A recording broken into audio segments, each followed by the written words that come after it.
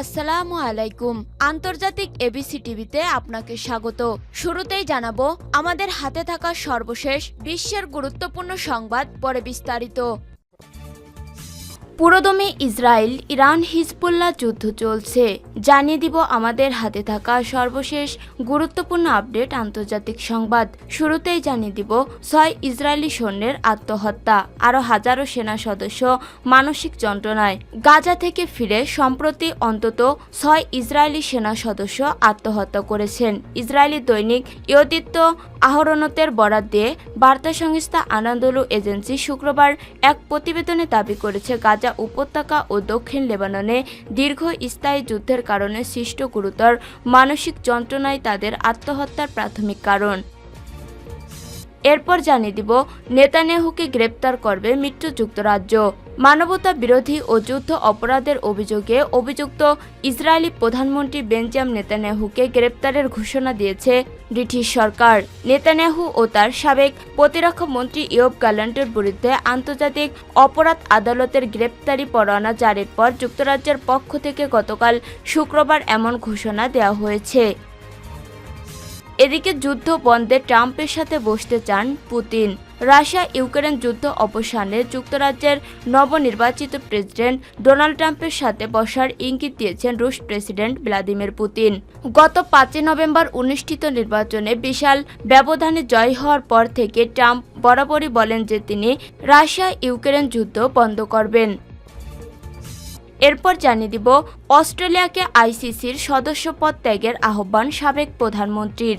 ইসরায়েলের প্রধানমন্ত্রী Benjamin Netanyahu এবং সাবেক প্রতিরক্ষা মন্ত্রী ইয়োব গ্যালান্টের বিরুদ্ধে গ্রেপ্তারি পরোয়ানা জারির সিদ্ধান্তে হতাশা প্রকাশ করেছেন অস্ট্রেলিয়ার সাবেক প্রধানমন্ত্রী টনি অ্যাবারটন। এবং সর্বশেষ জানিয়ে দিব লেবাননে ইসরায়েলি হামলায় হাসপাতালের পরিচালক সহ 6 চিকিৎসাকর্মী নিহত।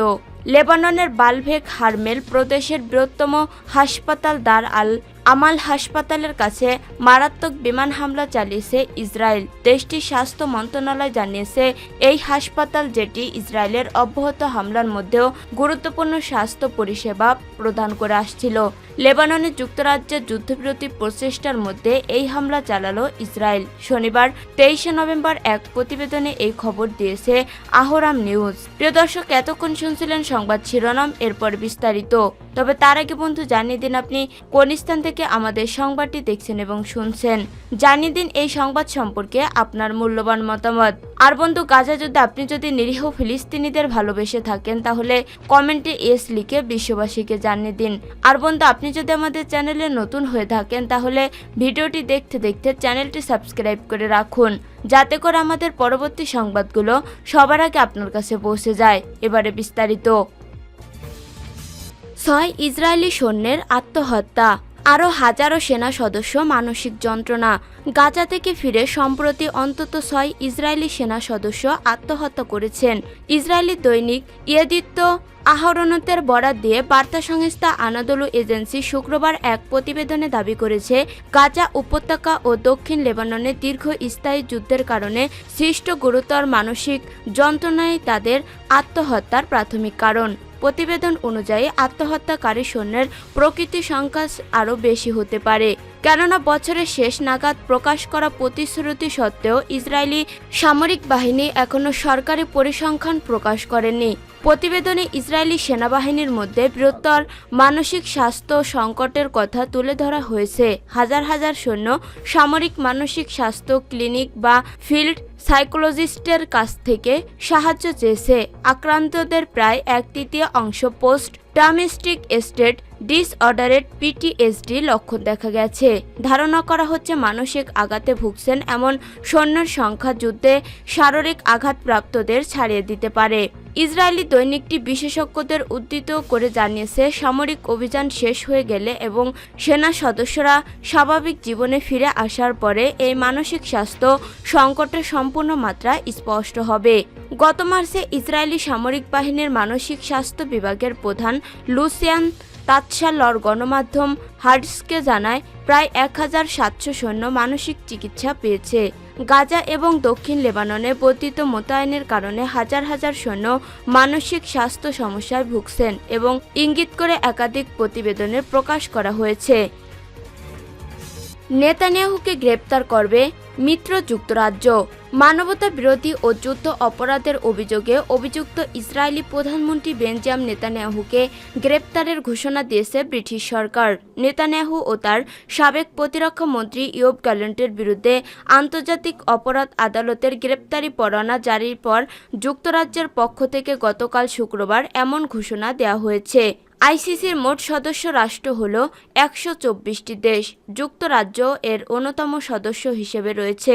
ব্রিটিশ সরকার জানিয়েছে, ওয়ান্টেড ম্যান নেতানিয়াহু যদি যুক্তরাজ্যে আসে তাহলে তাকে গ্রেপ্তার করা হবে।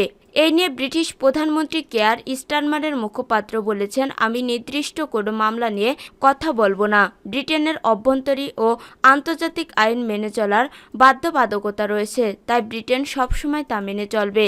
এর আগে নেতানিয়াহুকে গ্রেপ্তারের প্রশ্নে আরও কঠোর ভাষায় জবাব দেন আরেক ব্রিটিশ মুখপাত্র। তিনি বলেন, আমরা আন্তর্জাতিক আদালতের স্বাধীনতাকে সম্মান করি, কারণ এই আদালত পৃথিবীর সবচেয়ে গুরুতর অপরাধ ও আন্তর্জাতিক বিষয়বলী নিয়ে তদন্ত ও বিচার করার আন্তর্জাতিক প্রতিষ্ঠান। গত বৃহস্পতিবার ইসরায়েলি প্রধানমন্ত্রী নেতানিয়াহু ও তার সাবেক প্রতিরক্ষা মন্ত্রী ইয়োব গ্যালেন্টের বিরুদ্ধে গ্রেপ্তারি পরোয়ানা জারি করে আন্তর্জাতিক বিচার আদালত। নেতানিয়াহু ও গ্যালেন্টের বিরুদ্ধে জারি করা পরোয়ানা নিয়ে আইসিসি বলেছে, ক্ষুধাকে ব্যবহার করে যুদ্ধ অপরাধ এবং মানবতা বিরোধী অপরাধ সংগঠনের জন্য এ দুজনকে দায়ী করার যৌক্তিক ভিত্তি রয়েছে। আইসিসি আরও বলেছে, দুজনের প্রত্যেকের অন্যদের সঙ্গে মিলে যৌথভাবে সহ অপরাধী হিসেবে নিম্নে উল্লেখিত অপরাধের জন্য ফৌজদারি দায়বদ্ধতা রয়েছে। যুদ্ধের পদ্ধতি হিসেবে ক্ষুধার ব্যবহার এবং হত্যা, নিপীড়ন এবং অন্যান্য অমানবিক কাজের মাধ্যমে মানবতা বিরোধী অপরাধ সংগঠন। আন্তর্জাতিক অপরাধ আদালতে নেতানিয়াহুর বিরুদ্ধে গ্রেপ্তারি পরোয়ানা জারির পর থেকেই এ রায়ের পক্ষে বিপক্ষে প্রতিক্রিয়া ব্যক্ত করেছে বিভিন্ন দেশ। যদিও আইসিসি সংবিধির আওতায় চুক্তি স্বাক্ষরকারী দেশগুলো আদালতের রায় কার্যকর করতে বাধ্য, তবে এই রায় না মানার নজিরও রয়েছে। এটা একটা নির্ভর করে ওই দেশের উপর। তবে পশ্চিমা দেশগুলোর মধ্যে Netherlands, Switzerland, Ireland, Italy, Sweden, Belgium এবং নরওয়ে জানিয়েছে দ্বারা আইসিসি রায় কার্যকর করবে, অর্থাৎ সেসব দেশেই পা রাখলেই গ্রেপ্তার হবেন নেতানিয়াহু। যুদ্ধ বন্ধে ট্রাম্পের সাথে বসতে চান পুতিন। রাশিয়া ইউক্রেন যুদ্ধ অবসানে যুক্তরাষ্ট্রের নবনির্বাচিত প্রেসিডেন্ট ডোনাল্ড ট্রাম্পের সাথে বসার ইঙ্গিত দিয়েছেন রুশ প্রেসিডেন্ট ভ্লাদিমির পুতিন। গত 5 নভেম্বর অনুষ্ঠিত নির্বাচনে বিশাল ব্যবধানে জয় হওয়ার পর থেকে ট্রাম্প বরাবরই বলেন যে তিনি রাশিয়া ইউক্রেন যুদ্ধ বন্ধ করবেন। দুই দেশের মধ্যে চলমান সংঘাতে যুক্তরাষ্ট্রের প্রচুর অর্থ ব্যয়ের কঠোর সমালোচনা করেন ট্রাম্প। তিনি এই জন্য প্রেসিডেন্ট জো বাইডেনের ভূমিকারও সমালোচনা করেন। ট্রাম্প বলেন, আমি বিশ্বকে শান্তিতে রাখতে চাই, যুদ্ধ চাই না।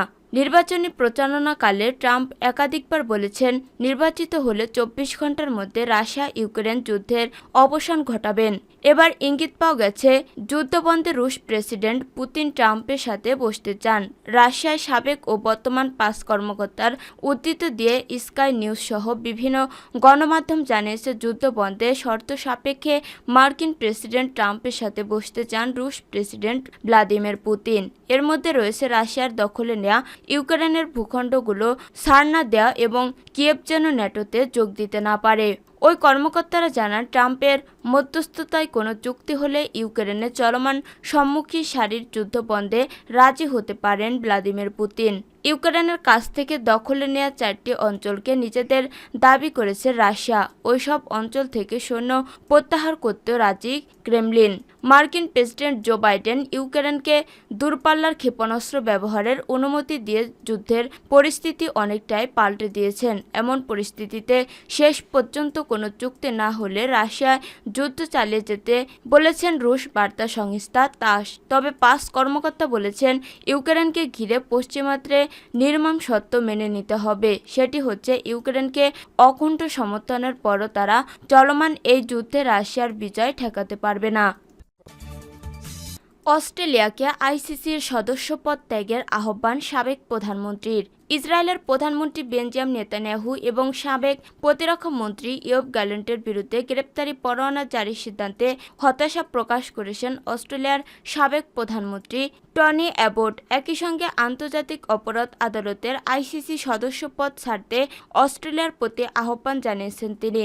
সামাজিক মাধ্যম এক্সে পোস্ট করা এক বিবৃতিতে অ্যাবট আইসিসিকে সন্ত্রাসী আগ্রাসন এবং জাতীয় আত্মরক্ষার মধ্যে কোনো পার্থক্য না করার অভিযোগ করেছেন এবং ইসরায়েলি নেতাদের জন্য ওয়ারেন্ট জারি করাকে লজ্জাকর প্রতারণা হিসেবে বর্ণনা করেছেন। তিনি আরও বলেন, এটি পুনর্বিবেচনা না করা পর্যন্ত অস্ট্রেলিয়াকে এই আপসহীন এবং বিরোধপূর্ণ সংস্থা থেকে প্রত্যাহার করা উচিত। 2015 সালে নেতৃত্বে চ্যালেঞ্জে প্রধানমন্ত্রীর পদ থেকে অপসারিত হন অ্যাবট। 2021 সালে করোনাকালীন সময়ে মাস্ক না পরায় স্বাস্থ্য বিধি লঙ্ঘনের দায়ে অস্ট্রেলিয়ার সাবেক এই প্রধানমন্ত্রীকে জরিমানা করে নিউ সাউথ ওয়েলস রাজ্য পুলিশ।